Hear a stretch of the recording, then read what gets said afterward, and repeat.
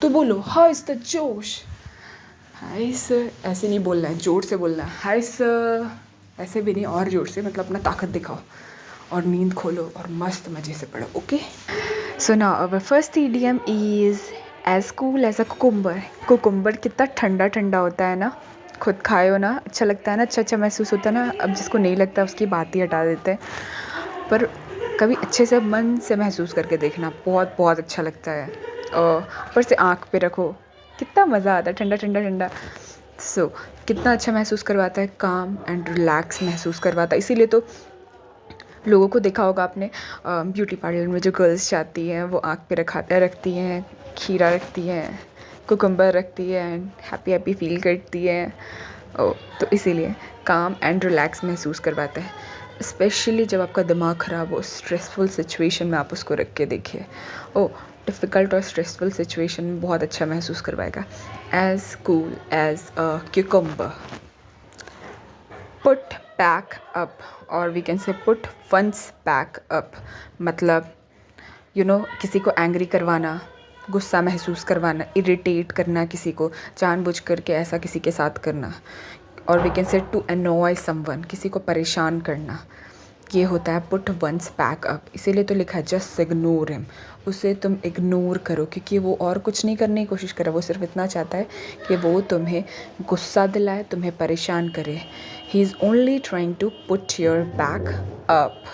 Now third is open a can of worms. ये इसका मतलब होता है open a can of worms, इसका मतलब होता है a situation or issue that become even more complicated as you try to deal with it or solve with problem or solve with problem। इसका मतलब है कि जब आप सिचुएशन, कभी कभी ऐसा होता है आप सिचुएशन को ठीक करने जाते हो, वो और भी ज़्यादा वर्स होना शुरू हो जाता है कि नहीं। इसको इससे कनेक्ट करते हैं, देखो कैसे। सपोज़ आप गए और आपने अपने दोस्त का दिमाग ठंडा करने के लिए, चीज़ों को नॉर्मल करने के लिए आपने उसे एक कैन दिया, ठीक है, कि लो जूस पियो। आपको लगा कि इसमें जूस है, कहीं से उठा के ले आए, आप देखिए कि वहाँ पे आप पैसा खर्च नहीं करना चाहते, कहीं से उठा के ले गए। ओके, कम से कम थोड़ा तो जूस होगा, चलो पी लेगा, आपके पैसे बचे। यहाँ पे उसने जैसे ही कैन खोला, शेट, उसमें से बहुत सारे वर्म्स निकलने शुरू हो गए। ओके, अब क्या हो सकता है, उसका मूड और वर्स हो जाएगा। सो अपने सिचुएशन को ठीक करने के बजाय और बिगाड़ दिया, और कॉम्प्लिकेटेड कर दिया, और ऑकवर्ड कर दिया, और ज़्यादा एम्बैरसिंग कर दिया। एम्बैरसिंग मतलब शर्मसार, थोड़ा हिंदी वर्ड नहीं है मेरे पास, बहुत ज़्यादा शर्मिंदा महसूस करवा दिया, something like that. So I know बहुत ज़्यादा इरिटेटिंग टाइप का वर्ड है, पर याद कर लो यार।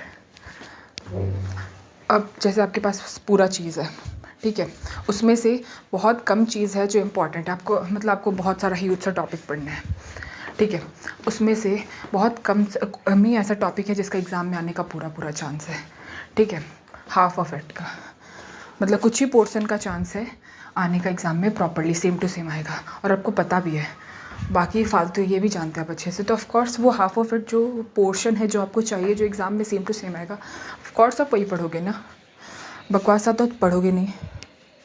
तो ऑफकोर्स हाफ, और सपोज़ कीजिए पूरे चैप्टर में से आपका हाफ ही पोर्शन ऐसा है जिसमें से क्वेश्चन देंगे मैम, और बाकी पूरे चैप्टर में से क्वेश्चन नहीं देंगे, और वो आपको हाफ पोर्शन पता है। So the half of it is that portion of something typically implied to be the most important or significant part। वैसे ऑफन इसको नेगेटिव सेंस में यूज़ करते हैं, ऐसे यहाँ पे लिखा है, तो आप इसको नेगेटिव चीज़ में भी अप्लाई कर लेना, अपना षड्यंत्र रच लेना उसके खिलाफ। नेगेटिव में ऐसे कैसे याद कर सकते हैं हम इसे, पूरा षड्यंत्र रचा गया है, उसमें से कौन सा ज़रूरी हिस्सा है, you don't know the half of it, उस पूरे षड्यंत्र में से you don't know the half of it, और you don't know the most important part of it. Okay, हो गया। तो चलो अब नेक्स्ट सीखते हैं, fifth one, look down on someone. What is look down on someone? किसी को नीची नज़र से देखना, मतलब अपने आप को बहुत प्रीमियम समझना, अपने आप को बहुत प्रो समझना, और सामने वाले को नल्ला समझना। समझ रहे हो, नल्ला मतलब बेकार समझना, ठीक है। तो ये होते हैं कुछ महाशय जो खुद को तो बहुत महान समझते हैं और सामने वाले को बेकार समझते हैं। तो ऐसे एलियंस को, ऐसे गंदे एलियंस को जो गंदे एलियंस वालों की कैटेगरी में आते हैं उन्हें ज़रा दूरी रखें अपने से। So look down on someone means feel करना that someone is less important than you and does not deserve respect. इसका एग्जाम्पल क्या है? होम ऑनर्स, जैसे कि अगर किसी प्लम्बर को काम करने के लिए बुलाया है तो होम ऑनर्स उन्हें किस नज़र से देखते हैं?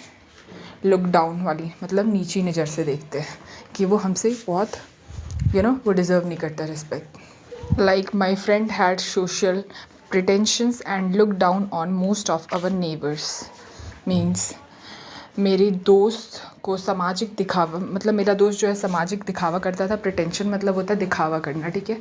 सो मेरा दोस्त सामाजिक दिखावा करता था कि आप मेरे लिए बहुत इंपॉर्टेंट है, आप मेरे ज़िंदगी में बहुत इंपॉर्टेंस रखते हैं। इंपॉर्टेंस इन द सेंस कि आप, मतलब मैं आपके बारे में बहुत अच्छा सोचती हूँ, आपकी रिस्पेक्ट करती हूँ समथिंग, ठीक है। पर वो अपने अधिकांश पड़ोसियों को पता है ही दृष्टि से देखता था, मतलब नीची, मतलब रिस्पेक्ट की नज़र से नहीं देखता था। सोचता था कि रिस्पेक्ट के लायक नहीं है अपने नेबर्स को, ठीक है। तो इस तरीके से समझ लेना। सो मैंने याद करवा दिया है, ओके डोकी। और जो हार्ड वाले होते हैं, एग्जाम्पल जो आपको समझ नहीं आते हैं, वो तो मैं करवा देती हूँ। ईजी वाले तो आप खुद भी समझ सकते हो क्योंकि मैं इतने अच्छे से समझाती हूँ। ओके डोकी मतलब इतने अच्छे से समझाती हूँ, ये खुद की बड़ाई नहीं कर रही। ऑफ कोर्स एक आप बोलेंगे, पर अपनी तो पूरी बेस्ट कोशिश की है ना यार। सो मेरे क्यूट से भाई और बहनों, बाय बाय, हो गया।